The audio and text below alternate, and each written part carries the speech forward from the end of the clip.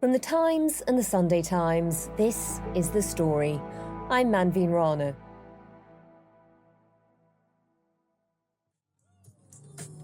Guess who's back? Guess who's back? Back again. Back again. Shady's back. Tell a friend. In an otherwise lacklustre and predictable election campaign, one man has injected a genuine sense of jeopardy. My milkshake brings all the people to the rally. After trying and failing to get elected as an MP 7 times, Nigel Farage is standing again, and his party is causing chaos in the polls. The Times, with YouGov, have just published a poll. We have now overtaken the Conservatives. We're in second position in the country. This is the inflection point. As we enter the final few days of the campaign, reform could shape the scale of the Labour victory and the Tory wipeout. But what do we really know about the views of the man who leads them and his particular brand of patriotism? We've provoked this war. Of course, it's his fault. He's used what But we provoked the invasion of Ukraine. Yes, and wait, I'm the only person in British politics that predicted what would happen. Why is Nigel Farage standing for Parliament? What's the game plan? And how much will he be able to shape the future of the right in this country? The story today: who is the real Nigel Farage?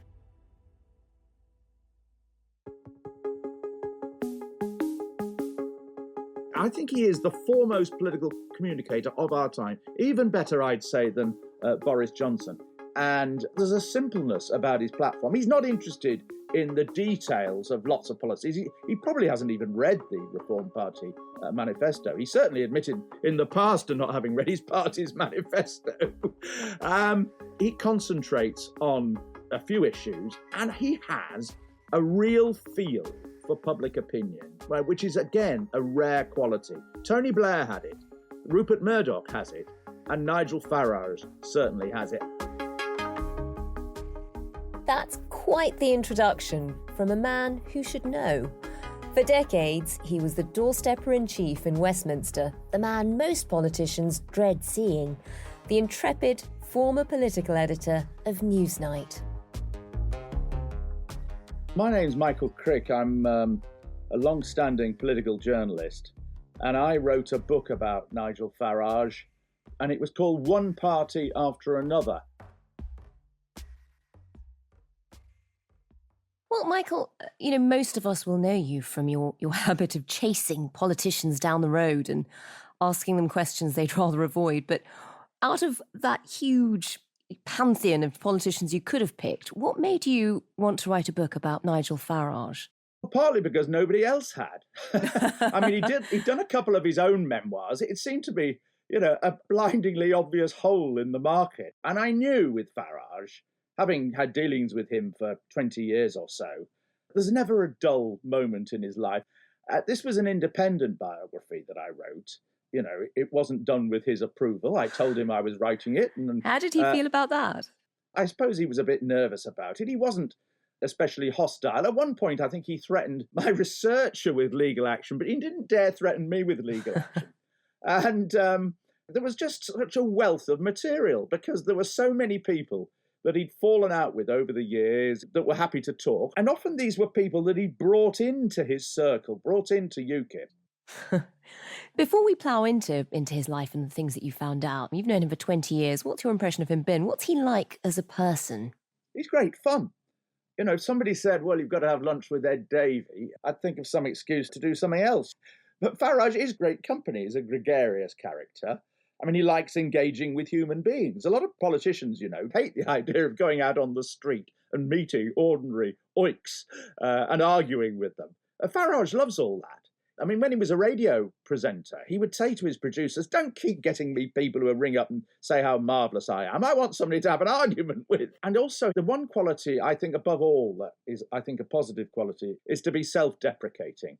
And a lot of politicians take themselves incredibly seriously, whereas Farage has an ability to laugh at himself. I mean, there are a lot of people who say, oh, it's outrageous that Farage has appeared on Question Time more than anybody else in the history of civilization. And the reason was that he was always a good guest. He was box office. Dublin has said there'd be no border put up. Monsieur Barnier has said there'd be no border put up. Can I just the British government have said that no border would get put up. No, wait a minute. Unless Donald Trump's coming over to build a wall, you know. If I did an interview with Farage, 5 questions in 5 minutes, I would then struggle to work out what we left out of the interview. Most politicians, you struggle to work out what you include. He is a brilliant communicator, and so a lot of that got him where he is today. Well, Michael, take us back to the start of the Nigel Farage story. Tell us a bit about his childhood and where he grew up. Well, he grew up in an extraordinary little village called Down. And when you go there, you think it's a sort of typical English country village, but he's actually within the bounds of Greater London. And suddenly you'll see a red bus go by, a London bus. And it's where Charles Darwin, another great iconoclast, the man who dreamt up evolution, lived. In fact, the Darwin's house was at the back of the Farage's house. It was a sort of English atmosphere of cliched almost, cricket and country walks and the local pub. His father was a stockbroker, but he was also a drunkard, and the family life was a bit rocky. But they managed to send Farage off to one of the top London private day schools, Dulwich College. Which is quite surprising, I suppose, for a lot of people, because, certainly in this campaign, he's made a lot of other politicians coming from elite schools, and, he sort of says, we're not all Etonians. Oh, but I know. Dulwich College is... it's pretty top school. Farage is full of contradictions like this. He tries to make out he's a man of the people. But he not only did he go to Dulwich College, he sent his own sons to Dulwich College as well. He loves gentlemen's clubs. He loves the high living. When he was an MEP, he'd go to the top restaurants in Strasbourg and Brussels. And I can tell you, some of the top restaurants in those cities are some of the best in the world. Yeah. And he likes wine and cigars. He loves mixing with incredibly rich people as well, and parties at the Ritz and all of that. And so it's this idea that he's a man of the people. Well, it's bogus, really. And take us back to his days at an elite school at Dulwich College. What was he like as a pupil? He loved debating. And when there was a debating class, they'd say, right, who's going to speak on this side of the motion, in favour of capital punishment, say. And Farage would put his hand up. And the teacher would say, no, not you, Farage, someone else. And then the teacher would say, who's going to speak against capital punishment? And there would Farage put up his hand up. He learned to be a great speaker at school. The other interesting thing about Dulwich College is he still loves the school. He goes back there all the time. If there's an old boys event or a cricket match, he goes along with his stripy blazer. He's this contradiction between somebody who wants to belong to the British establishment, but also wants to bring it down. But there was a nasty streak, a very nasty streak to Farage as a teenager at Dulwich College. And indeed, there was a big row when the master of Dulwich College, the headmaster, he appointed Farage as a prefect. And one of the teachers wrote a letter of complaint. I think she described him as a fascist. This is while he's still a pupil. While he was still a pupil, he was undoubtedly a pretty nasty racist at Dulwich College. At times, my researchers and I spoke to 60 or 70 former Dulwich pupils, and about half of them say they knew nothing about this. But a lot of them remember this. But then you've got the problem of how much was Farage genuinely being fascist and racist and anti-Semitic, actually? And how much was he just teasing people? Because there's always been an element throughout his life of Farage taking things a bit far and just to provoke people, and he does it now. Give us a sense of what he was doing to earn himself a reputation of being a neo-Nazi at the time. He would write on the outside of his exercise books, NF, which of course stands for Nigel Farage, but it also stands for the National Front, which was the leading extreme right-wing party in Britain in those days, a pretty nasty racist party. But worst of all, there were a very small handful of Jewish boys at Dulwich College in those days. And one of them told me how Farage would sidle up and say, you lot should be gassed, in his ear. Oh, God. I mean, what an appalling thing to say. And Michael, have you asked him about this specifically, about this period in his life, and particularly that letter from a teacher in which he's described as a fascist and a racist, and the teacher clearly didn't think he should be made a prefect because of his views? I've tried to. Mr. Farage, would you like to see the letter? I've seen it before. Have you? He sort of tries to laugh it off. Yes, of course, I said some ridiculous things that upset Racist them. things. Not necessarily racist things. Not but necessarily racist. Well, it depends how you define it. One of the things that was, with accusations made against him, was that on some school camp, he and other boys had been singing Nazi youth songs. What about the accusation that you marched through this Sussex village singing Hitler Youth songs? I don't even know the words. But on the other hand, he never really denies it. I was excluded from class dozens of times over the years for all for sorts racist of comments? reasons. No. I don't accept that. You know, I mean, it's not just that I letter. was excluded Fellow from class. pupils remember you making racist comments. Well, I might have wound some of them up too. But all through... So you made all racist through- comments to wind people up? All through the 1970s and 80s, I would counter any received wisdom on any subject quite deliberately. I wasn't alone in doing that. I think he's very uncomfortable about it because he knows that actually it's true. And he knows, I've spoken to enough people who know it's true. Nobody, I think, accuses him of being anti-Semitic these days. These days, he is a very big supporter of Israel. They much more often will accuse him of being racist, particularly in some of the things he says about Muslims, some of the ways he talks about immigration. And I spoke to lots of people who'd worked closely with Farage. Many of them would say to me, but I never heard him utter a remark that I think was racist. But he really, really gets upset when he's accused of being a racist. He feels incredibly strongly that he's not a racist. What I said was a growing number of young people do not subscribe to British values. In fact, despise in many ways British values. That is a serious situation, We and can it's argue worthy about the of a proper numbers. debate without name calling. If we don't sort this out, we're going to have a much bigger problem in the not too distant future. What Farage essentially is, and this was put very well to me by a man called Richard North, who was one of his advisors 25 years ago when he was first in the European Parliament. He says that basically Farage is an old-fashioned Edwardian Englishman who believes in the innate superiority of Englishmen. The village he comes from down in Bromley, if you go there, it all sort of fits together there, that it is the England of the early 20th century. And that, I think, really feeds into much of Farage's outlook. So that's his school days. What happens when he leaves school? When Farage left school, he didn't go to university. He went straight into the city. He was in commodities trading. The world of the City of London in the 1980s was totally different from now. I mean, people would spend all morning working incredibly hard on the phone. And, some days they would make a huge, hundreds of thousands, maybe for their firm. And the next day they'd make a huge loss. In Farage's case, on many days, basically all the work was done by 1 o'clock. And then they'd be off down the pub for a few pints and a really good lunch. And often those lunches and the drinking went on all day. And they never really went back to the office. Farage relished all that. He belonged to quite a political right-wing lunching club. It was the good life. Does he become quite rich at this stage, or Not really. how successful is he? He was never hugely rich, and he's always rather resentful that by going into politics 30 years ago, he didn't make the many millions that many of his colleagues from that era made. He started making good money in recent years with all his broadcasting and other ventures. But for most of his life, he didn't make huge money. But the City of London, the financial side of the City of London, is a great mixing point of people who have got middle-class backgrounds like his or upper-class backgrounds, but also your East End and Essex working-class barrow boy types. And that, I think, helped Farage mix with all those different worlds, and I think also partly explains his great success as a politician.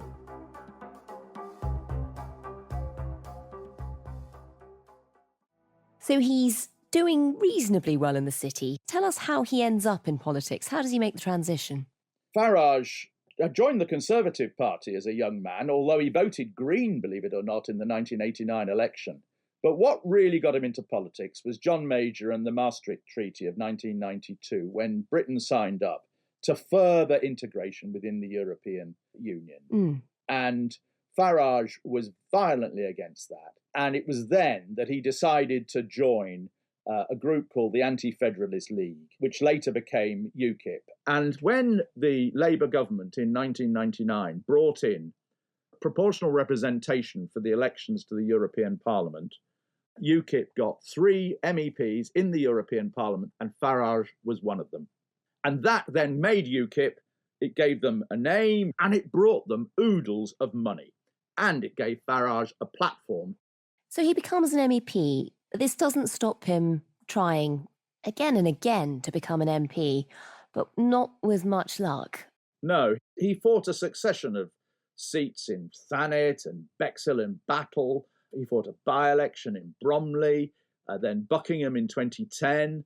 But he never did very well in any of these seats because although UKIP got an increasing number of members of the European Parliament, they could never do anything in Westminster elections because there isn't proportional representation for Westminster elections. It's first past the post. And in every constituency, there was always a majority of people who were anti-UKIP.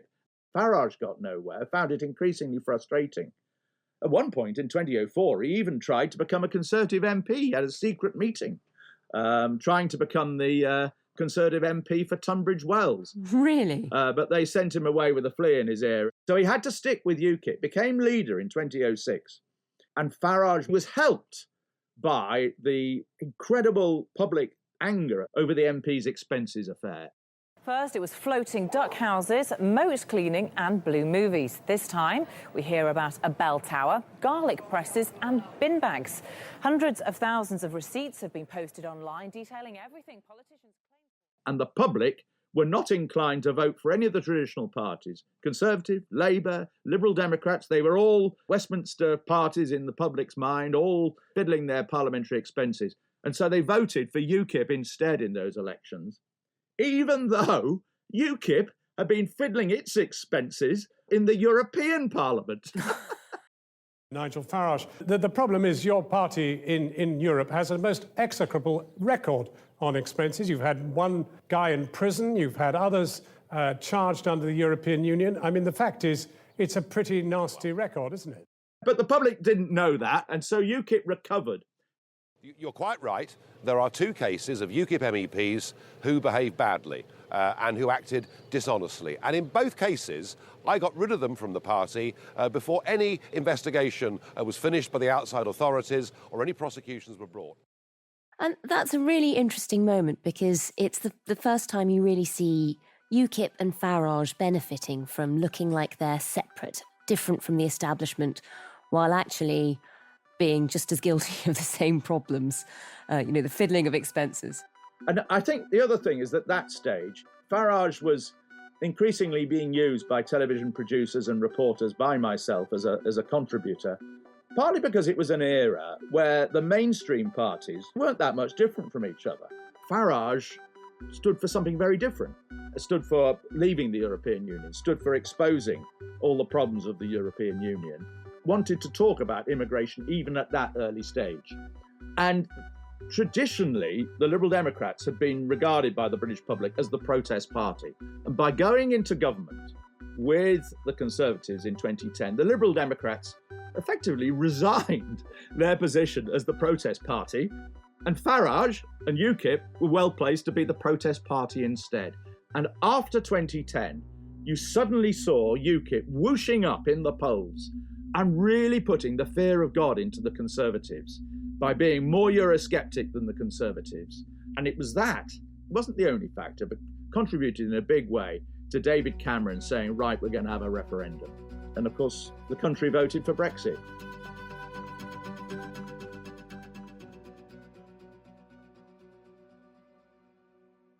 The Conservative Party decided, right, who have we got who is most like Nigel Farage? And they chose Boris Johnson. And once Boris Johnson was Conservative leader, the Brexit Party started in decline. And after that, Farage really withdrew from politics. and concentrated on his broadcasting, concentrated on his extraordinary friendship with Donald Trump, and the Brexit Party changed its name to Reform. How much do you think he learnt from Donald Trump and vice versa? Early on, when Trump was first running for election in 2016, he didn't think that Trump would make a very good president and said so in a meeting in Holland. But once he'd met Trump, he was in love with him. He was like a teenage groupie with a pop star. There's an aggression and an arrogance to Farage that he's acquired from Donald Trump. And Farage would be constantly going to America and seeing Trump and seeing Trump's advisors. He was besotted by Trump. And Michael, with Donald Trump, you have a big political bromance. Tell us a bit more about his private life, though. What are the other romances that have defined it? Well, I mean, he's been married twice. He's got 4 children, 2 from each marriage, I think. His first wife was an Irish nurse. His second wife was German. And he's now with a French woman. It's ironic, really, that the 3 sort of official partners in his life are from different members of the European Union. I was going to say, he's working his way around the EU there. His current partner is a woman called Laura Ferrari. Some people say that she is the love of his life. And she was involved in Eurosceptic politics in France, even stood in an election once, I think.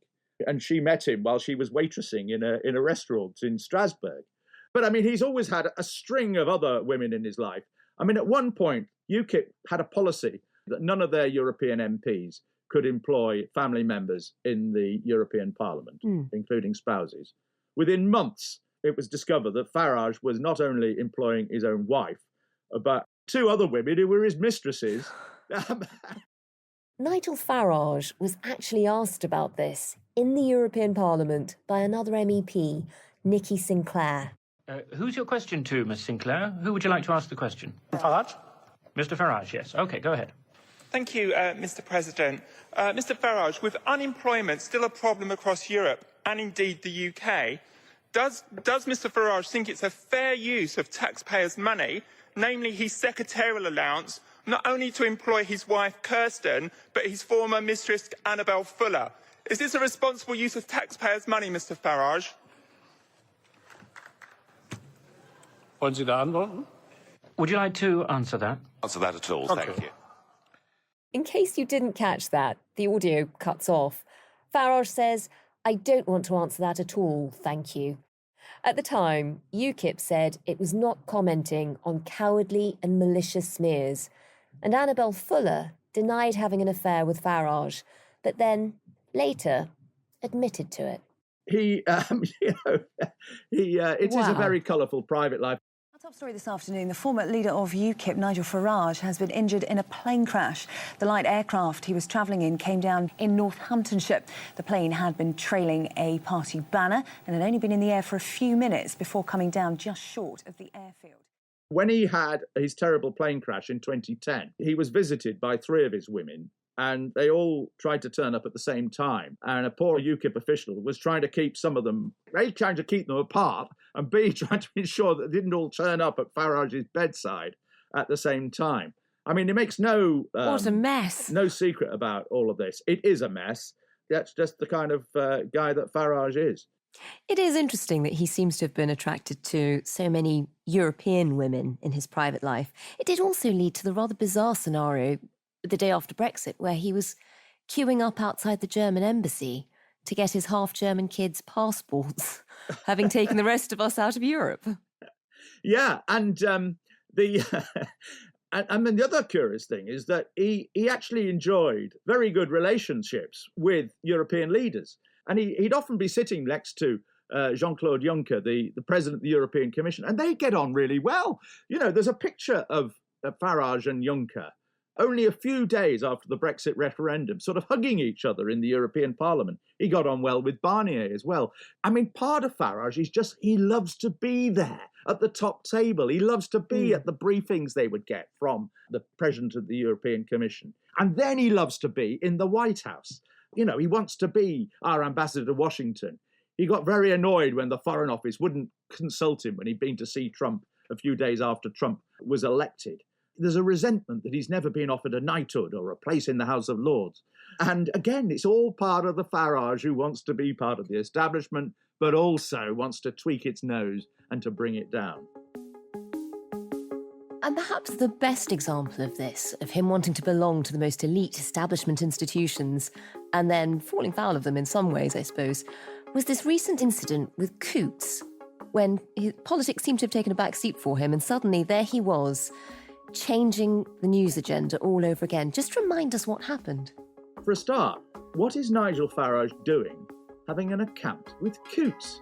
Good question. Coutts are the big establishment bank whose rules say they've got to have a certain amount of wealth to be a Coutts member. I think you need more than $1 million.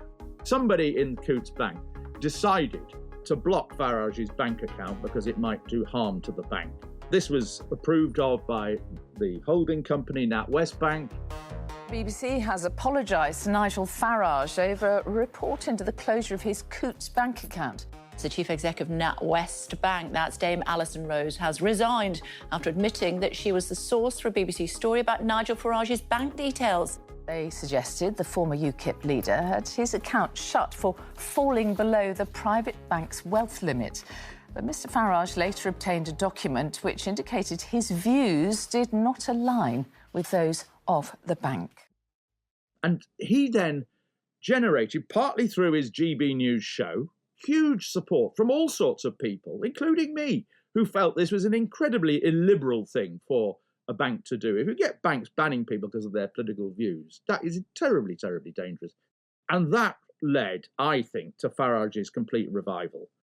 And then he goes on ITV's In the Jungle.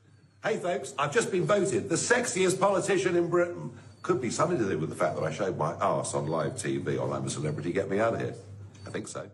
Suddenly, he's back in the limelight, and Farage loves the limelight. He's just desperate to be liked and be there and be on television and be on radio. It's a drug to him, and he was back on the drug, and that led, I think, to his ultimate decision to fight this general election.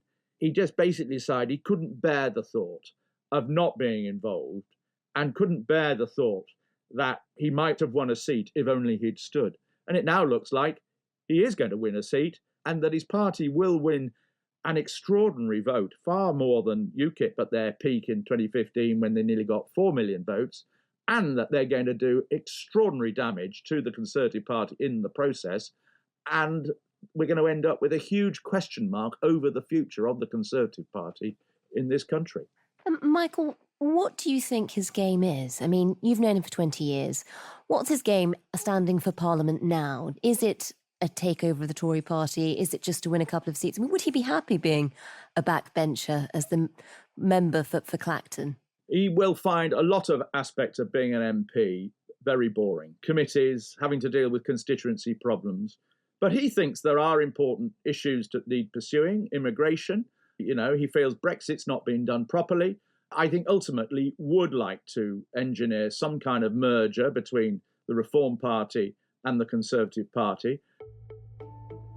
I think the Conservative Party will be very foolish to go along with that. But it's going to be a very interesting period this next few years to see what happens to Nigel Farage and his party, Reform, and the Conservative Party.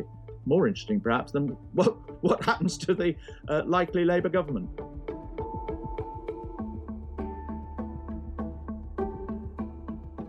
We asked to speak to Nigel Farage on the podcast, but so far he hasn't agreed.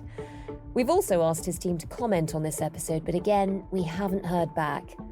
Because of election rules, and I'm so sorry, we do need to bring you a full list of candidates standing in Clacton, so here goes. Matthew Bensalem for the Liberal Democrats, Craig Jameson for the Climate Party, Tony Mack as an independent, Natasha Osborne for the Green Party, Jovan Owusu-Nepal for Labour, Tassos Papanastasiou for the Heritage Party, Andrew Pemberton for UKIP, and Giles Watling for the Conservative and Unionist Party. Thanks to the journalist and author Michael Crick for talking to us on this episode. Today's producer was Olivia Case, the executive producers were Kate Ford and Fiona Leach, and sound design and theme composition were by Mal Lassetto. If you enjoyed this episode, you might want to have a listen to our previous one on Keir Starmer, Up Close and Personal.